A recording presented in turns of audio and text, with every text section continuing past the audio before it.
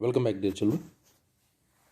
आपको याद होगा हमारे लास्ट लेक्चर में हमने काइनेटिक एनर्जी पर बेस्ड न्यूमेरिकल्स के बारे में बात की थी और मैंने उसी समय आपको बोला था कि जो नेक्स्ट लेक्चर होगा it will be about the numericals based on potential energy. तो एक बार रिपीट कर लेते हैं कि पोटेंशियल एनर्जी जो है उसको mgh ओके इस फॉर्मूले से रिप्रेजेंट किया जाता है। m यहाँ पर क्या होता है, mass of the body. Small g तो आपको पता है acceleration due to gravity, and h जो है कितना डिस्टेंस वर्टिकली एक बॉडी जो है वो कवर करती है उसको हम h से रिप्रेजेंट करते हैं। ठीक है, m है mass of the body, small g acceleration due to gravity और h जो है वो है वर्टिकल हाइट। तो एक बार फिर से इसके डेफिनेशन के बारे में बात कर लेते हैं। पोटेंशियल एनर्जी होता क्या है? Potential energy is the energy possessed by a body due to its motion.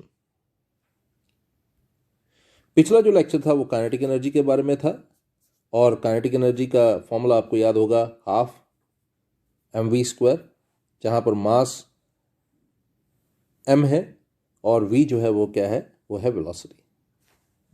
तो खैर आगे चलते हैं। आज जैसा कि मैंने आपको पहले भी बताया पोटेंशियल एनर्जी से रिलेटेड क्वेश्चंस होंगे। तो पहला क्वेश्चन आप देखिए, न्यूमेरिकल है ये। Two bodies, we have two bodies, okay, we have two bodies, a body A and we have another body B. We have a body A, we have another body B, and their masses same, okay, they have equal masses.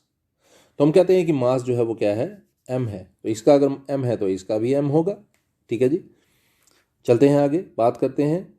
They are kept at heights of h and 2h। a जो है इसको h height पर रखा गया और b जो है इसको 2h हाइट पर प्लेस कर दिया गया। ठीक है, so what will be the ratio of their potential energies. इनकी पोटेंशियल एनर्जीज का रेशियो निकालना है आपको, दोनों की पोटेंशियल एनर्जी का रेशियो निकालना है। तो आप देखिए इसका पोटेंशियल एनर्जी क्या होगा, मेरे ख्याल में बताने की ज़रूरत ही नहीं है, वो सिंपल mgh ही होने वाला है। ओके, ज़रा अब इसके b की हम बात कर लेते हैं। इसका पोटेंशियल एनर्जी क्या होगा? इसका पोटेंशियल एनर्जी जो है it is going to become, इसको मैं 1 से और इसको मैं 2 से रिप्रेजेंट कर रहा हूँ। आप देखिए, it is going to become mg 2h, okay, mg 2h। आप ये मल्टीप्लाई करेंगे तो आपके पास ये हो जाएगा 2mgh। ओके, अब आपको क्या करना है, you have to find the ratio. First की पोटेंशियल एनर्जी, ओके, सेकेंड की पोटेंशियल एनर्जी का रेशियो आपको लेना है mgh is to 2mgh। Okay, तो mgh और 2mgh में आप देख लीजिए, mgh और ये mgh कैंसिल हो जाता है, तो आपके पास आंसर जो आने वाला है इट इज़ 1:2। सिंपल था। ओके, सो क्वेश्चन क्या था, मैं रिपीट कर देता हूं आपके लिए। Two bodies A and B of equal masses, दोनों के मास सेम है। तो आप देख लीजिए मैंने यहाँ पर दोनों के मास को m से रिप्रेजेंट किया है। Okay, we have two bodies, we have body A, we have another body B, and इसका मास है m, इसका मास भी हमने m लिया है क्योंकि बोला गया है कि दोनों का मास सेम है। फिर एक जो है वो हाइट h पर प्लेस की गई है, दूसरी जो है वो हाइट 2h पर प्लेस की गई है। तो पहले का पोटेंशियल एनर्जी PE1 से हमने रिप्रेजेंट किया और वो mgh होगा डेफिनेटली, और PE2 है दूसरे का तो वो mg इंटू 2h होगा। ठीक है जी, रेशो निकाल कर देखना है, आपको बोला गया है। क्वेश्चन कंप्लीट क्या है मैं आपको बता दूं। What will be the ratio of their potential energies. तो पोटेंशियल एनर्जीज का रेशियो निकाला, mgh इज टू 2mgh हो जाएगा। Okay, 1:2 is your answer. I am sure कि आपको ये पता लग गया है। चलते हैं अगले क्वेश्चन की तरफ। Now look at the next one, and the question is, a 5 kg ball is thrown upwards with a speed of 10 metre पर second. We have a ball, इसका मास है, इस बॉल का मास है कितना है जी? It is 5 kg। ठीक है, और एक और चीज इंपॉर्टेंट है, और वो क्या है? इसकी स्पीड है 10 मीटर पर सेकेंड। मैं रिपीट कर देता हूं, हमने एक बॉल को सपोज करिए इस पोजीशन से हमने इसको ऊपर की तरफ फेंका, ओके, ये h डिस्टेंस ट्रेवल करके इस पोजीशन पर पहुंच गई। अब देखिए इसकी वेलोसिटी है 10 मीटर पर सेकेंड, इस बॉल का मास है 5 kg।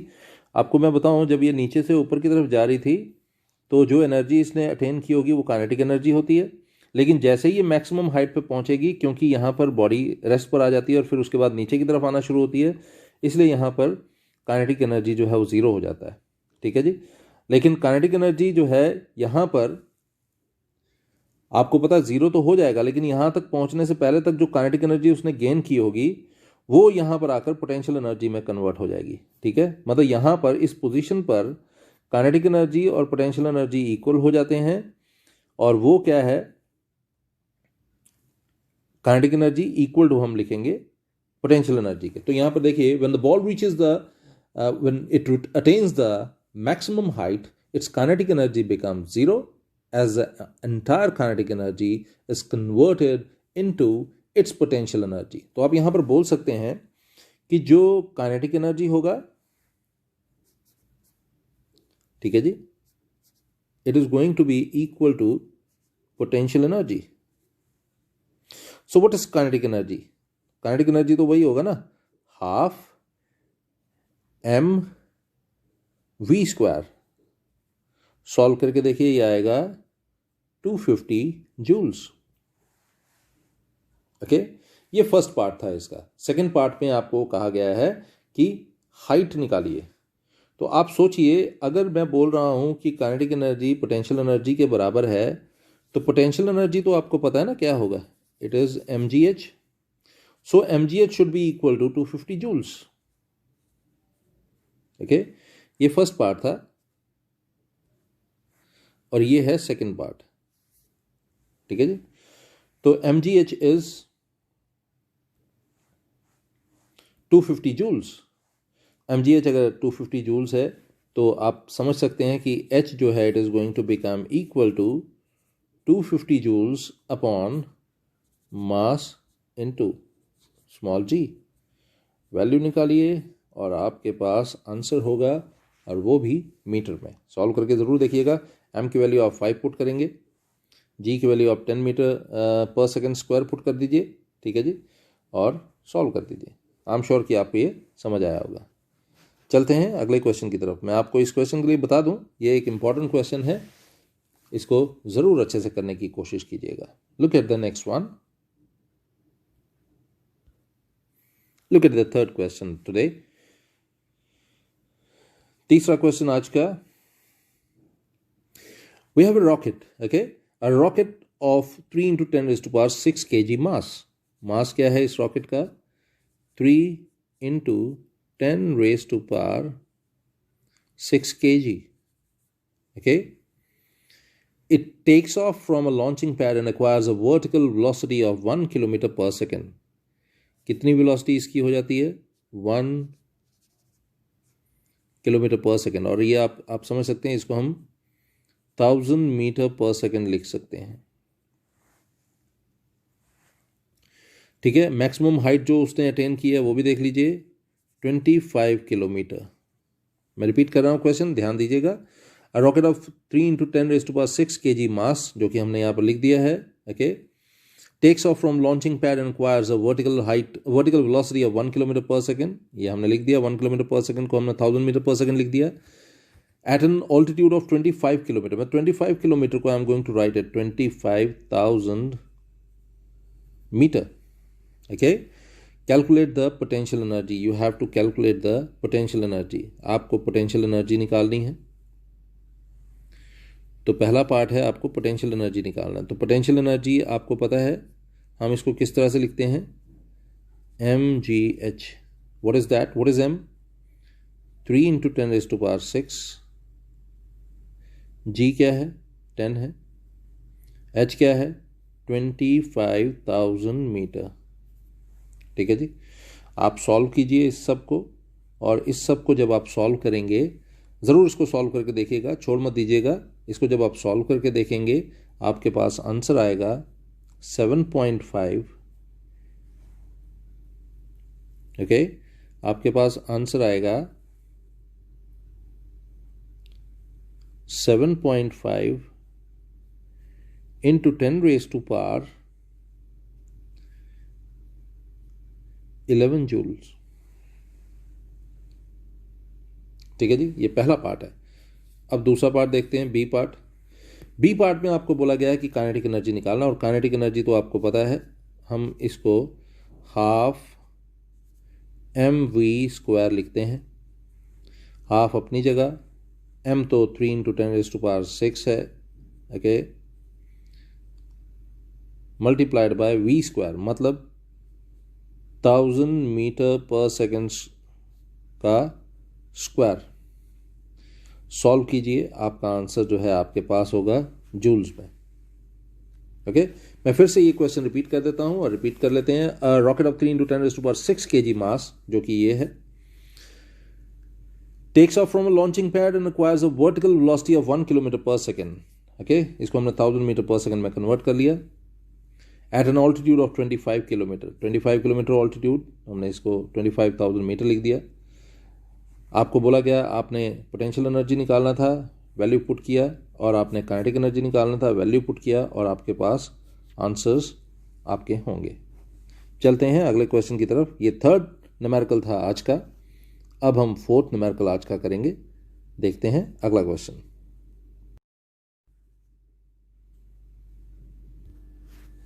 So the fourth question, आज का चौथा क्वेश्चन, बहुत ही इंपॉर्टेंट क्वेश्चन हम इसको कंसिडर करते हैं। आप ध्यान दीजिएगा इस क्वेश्चन की तरफ, और क्वेश्चन कुछ इस तरह से है। A block of mass 30 kg, आपके पास ये ब्लॉक है, आप देख रहे हैं पोजीशन ए पर और पोजीशन बी पर एक ब्लॉक दिखाया गया है, ये दोनों सेम ब्लॉक हैं। अभी मैं क्वेश्चन आपको पूरा पढ़ के बताऊंगा तो आपको पता लगेगा, ध्यान से सुनिएगा। A block of mass 30 kg is pulled up by a rope as shown in the figure with a constant speed by applying a force of 200 Newton. ठीक है, तो देखिए ये ब्लॉक है, इसका मास जो है वो क्या है, इट्स मास इज 30 kg। ठीक है जी, एक बात। और दूसरी बात क्या है, with a constant speed by applying a force of 200 Newton. इस पे फोर्स कितनी लग रही है, वो लग रही है 200 न्यूटन। ठीक है जी, 200 न्यूटन फोर्स जो है इस पे लग रही है। इसके अलावा क्या बात है वो भी आप सुन लीजिए। Parallel to the slope, okay, A and B are the initial and the final positions of the block. ये पोजीशन है ए, ये इनिशियल पोजीशन है, और ये पोजीशन है बी, ये फाइनल पोजीशन है। तो मैं क्वेश्चन आपके लिए फिर से रिपीट कर रहा हूं।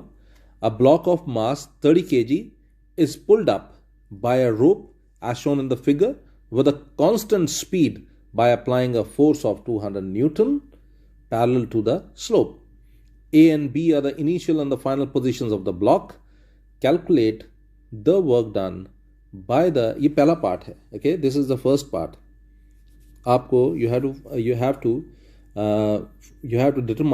calculate the work done, okay, by the force in moving the block from A to B. इस पोजीशन A से इस पोजीशन B तक लाने के लिए कितना वर्क डन जो है वो करना पड़ा। तो वर्क डन तो आपको पता है फोर्स इनटू डिस्प्लेसमेंट ही होगा।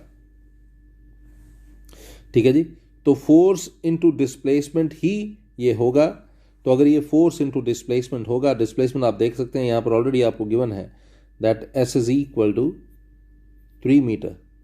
ओके, एक और चीज गिवन है और वो है H की वैल्यू, और H कितना गिवन है, इट इज गिवन 1.5 मीटर। खैर उसके बारे में बात करेंगे। आप यहां पर देखिए F की वैल्यू है 30 और S की वैल्यू है 3। ओके, F की वैल्यू है F की वैल्यू है, आप देखिए मैंने गलत लिख दिया, F की वैल्यू है 200 और S की वैल्यू है 3। ओके, F की वैल्यू आप देखें 200 न्यूटन आपको गिवन है, F की वैल्यू आपको 200 न्यूटन जो है वो गिवन है, और S की वैल्यू जो है वो आपको 3 मीटर गिवन है। आप देख सकते हैं, मैं फिर से रिपीट कर दूं, F की वैल्यू आप देखिए 200 न्यूटन आपको गिवन है और S की वैल्यू आपको 3 मीटर गिवन है। तो ये दोनों वैल्यू आपने यहाँ पर आया 200 न्यूटन और यहाँ पर आया S की जगह 3 मीटर, आपने पुट किया और आपके पास आंसर जो है वो वर्क डन का आ जाएगा। So work done is going to become 600 joules. ये आपका आंसर है, 600 जूल आपका आंसर है। ओके, अब थोड़ा सा और आगे बढ़ते हैं, बी पार्ट को देख लेते हैं। इसका बी पार्ट क्या है वो भी आप देखिए। बी पार्ट में आपको कैलकुलेट करना है potential energy gained by the block.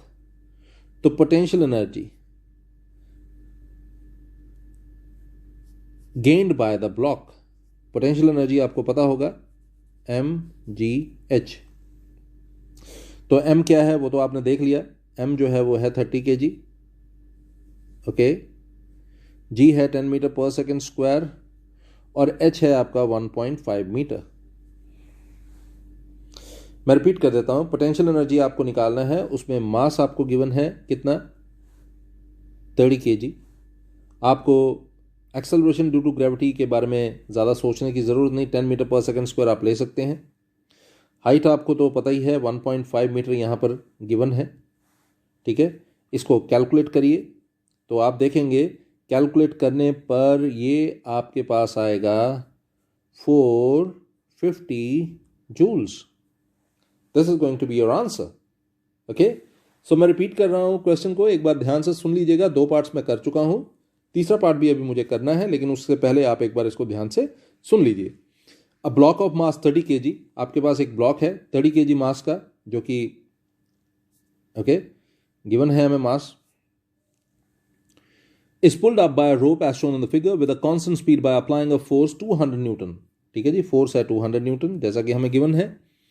Parallel to the slope, A and B are the initial and final positions of the block, calculate the work done by the force। Work done हमने निकाल लिया जो कि आपका आया 600 joules.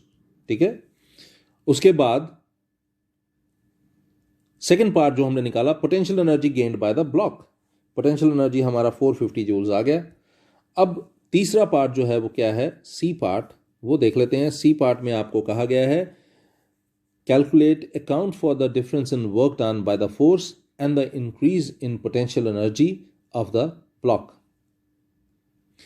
Calculate account for the difference in work done by the force and increase in potential energy of the block. आपको इन दोनों का डिफरेंस जो है निकालना है, ये साधारण शब्दों में मैं आपको बता रहा हूं। So in simple words we have to find the difference of work done and potential energy, and what is it going to become? It is going to become, let me explain it to you, it is going to become 600 joules minus 450 joules. ठीक है, 600 joules comes from here and that 450 joules comes from here. okay, इन दोनों जगह से हमें ये मिला और ये हमारे पास जो आंसर देने जा रहा है ये है 150 joules, 150 joules. ठीक है, so the difference is 150 joule. And this is the difference which is used in doing work against friction between the block and the slope. और यही वो डिफरेंस है एनर्जी का या वर्क का जो हमें करना है against friction between the block and the slope. This energy here is converted into heat. Remember, ये एनर्जी, ये जो डिफरेंस है एनर्जी का, ये हीट में कन्वर्ट होता है, ये आपने याद रखना है। ठीक है जी, चलते हैं अगले क्वेश्चन की तरफ। और ये आज का लास्ट क्वेश्चन है, लास्ट न्यूमेरिकल है, लेकिन इस न्यूमेरिकल को करवाने से पहले मैं आपको एक चीज़ बता देता हूँ, और वो ये है पोटेंशियल एनर्जी एक्चुअली बहुत सारे टाइप्स की होती है, बहुत टाइप की होती है। पोटेंशियल एनर्जी, जैसे ग्रेविटेशनल पोटेंशियल एनर्जी जो नॉर्मली आप स्टडी करते हैं, ग्रेविटेशनल पोटेंशियल एनर्जी, ठीक है जी। ये बहुत सारी टाइप्स में से मैं 2-3 टाइप्स आपको बताता हूँ। ग्रेविटेशनल पोटेंशियल एनर्जी एक टाइप होती है, ओके। नॉर्मली हम इसी को स्टडी करते हैं ना। क्या होता है इसमें, एक चीज़ को आपने हाइट पे रख दिया होता है, तो अब हाइट पर होने के कारण अर्थ की जो फोर्स ऑफ ग्रेविटी है उस पर एक्ट कर रही होती है, तो ये पोटेंशियल एनर्जी जो ये बॉडी एक्वायर कर रही है, ग्रेविटेशनल पोटेंशियल एनर्जी, ये कहलाती है, ठीक है। आगे चलते हैं, दूसरी टाइप के बारे में बता देता हूं, वो है electrostatic potential energy. Electrostatic potential energy, नाम से ही आपको क्लियर हो जाएगा ये पोटेंशियल एनर्जी किसके कारण है। It is due to charged particles, charge particles के कारण ये एनर्जी है। और तीसरी टाइप जो है उसके बारे में मैं बता दूं, इसको हम बोलते हैं, we call it elastic potential energy. मैंने आपको बताया पोटेंशियल एनर्जी की बहुत सारी टाइप्स होती हैं। ग्रेविटेशनल पोटेंशियल, ये 2-3 मैं आपको बता रहा हूँ, ग्रेविटेशनल पोटेंशियल एनर्जी, इसके अलावा इलेक्ट्रोस्टैटिक पोटेंशियल एनर्जी, और ये लास्ट में मैंने आपको बताया elastic potential energy. Elastic potential energy, जैसे आपको पता है कोई स्प्रिंग है आपके पास, कॉइल्ड स्प्रिंग, आप उसको जितना दबाएंगे या जितना खींचेंगे, ठीक है ना, उसके हिसाब से एनर्जी जो है उसमें होती है। तो ग्रेविटेशनल पोटेंशियल एनर्जी मैंने बताया, इलेक्ट्रोस्टैटिक पोटेंशियल एनर्जी बताया मैंने, चार्ज पार्टिकल्स के कारण जो होती है, और इलास्टिक पोटेंशियल एनर्जी बताया मैंने, जिसमें मैंने आपको बताया that is of a coiled spring, ठीक है। तो अब देखिए, इलास्टिक पोटेंशियल एनर्जी से रिलेटेड मैं आपको अभी जो एक न्यूमेरिकल बताने जा रहा हूं ना, it is related to this type of potential energy. Elastic potential energy हम इसको कहते हैं। तो क्वेश्चन को ध्यान से सुनिएगा, और क्वेश्चन क्या है, क्वेश्चन है, a spring is compressed by a toy car of mass 150 gram.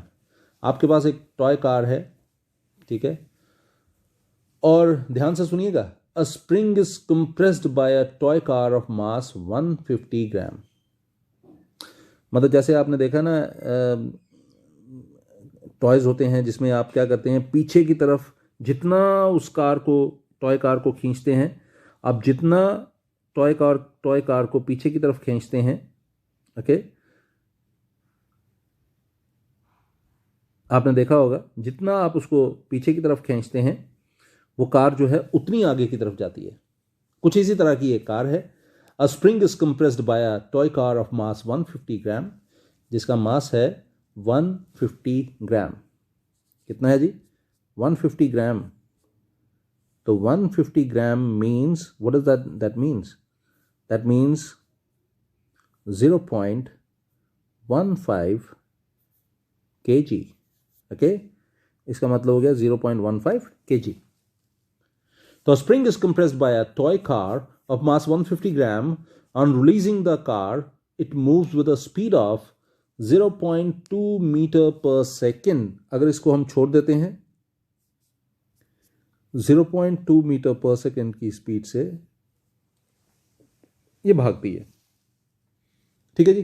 Calculate the elastic potential energy of the spring. You have to find elastic potential energy of the spring। Elastic potential energy आपने spring की निकालनी है। तो देखिए, ये elastic potential energy जो आप spring की निकालना चाहते हैं, it must be equal to kinetic energy gained by the kinetic energy gained by the car। Elastic potential energy of the spring must be equal to kinetic energy gained by the car। ठीक है जी। तो वो क्या हो जाएगा वो आपको पता है, it is going to become equal to half mv square।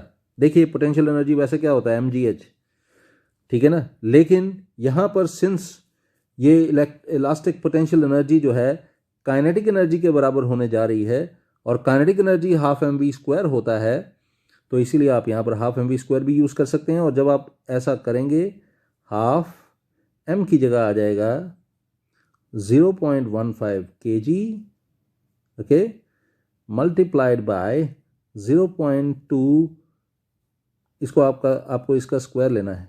Okay, आपको इसका स्क्वायर लेना है, ठीक है जी। तो what is it equal to? It is going to be equal to 3 into 10 raised to power -3 joules. ये इसका आंसर जो है ये होने वाला है, ठीक है जी। तो जैसा कि मैंने आपको बताया था, ये आज का लास्ट न्यूमेरिकल होगा। पोटेंशियल एनर्जी से रिलेटेड न्यूमेरिकल्स आज आपने समझे। आई एम श्योर कि आपको ये अच्छे से समझ आए होंगे। इनमें से कुछ न्यूमेरिकल बहुत इंपॉर्टेंट है। आपके पास जो भी रेफरेंस बुक आप यूज़ कर रहे होंगे उसमें पोटेंशियल एनर्जी से रिलेटेड बहुत सारे न्यूमेरिकल्स दिए गए होंगे, काइनेटिक एनर्जी से रिलेटेड बहुत सारे न्यूमेरिकल्स दिए गए होंगे। और अभी भी इस चैप्टर में एक बहुत ही इंपॉर्टेंट टॉपिक वो है law of conservation of energy, वो अभी बचा हुआ है। इसके अलावा एक और टॉपिक जो है वो भी बचा हुआ है, पावर और उससे रिलेटेड न्यूमेरिकल्स। तो अगले लेक्चर में हम इन्हीं टॉपिक्स के बारे में बात करेंगे। तब तक अपना ध्यान रखिएगा। Good night.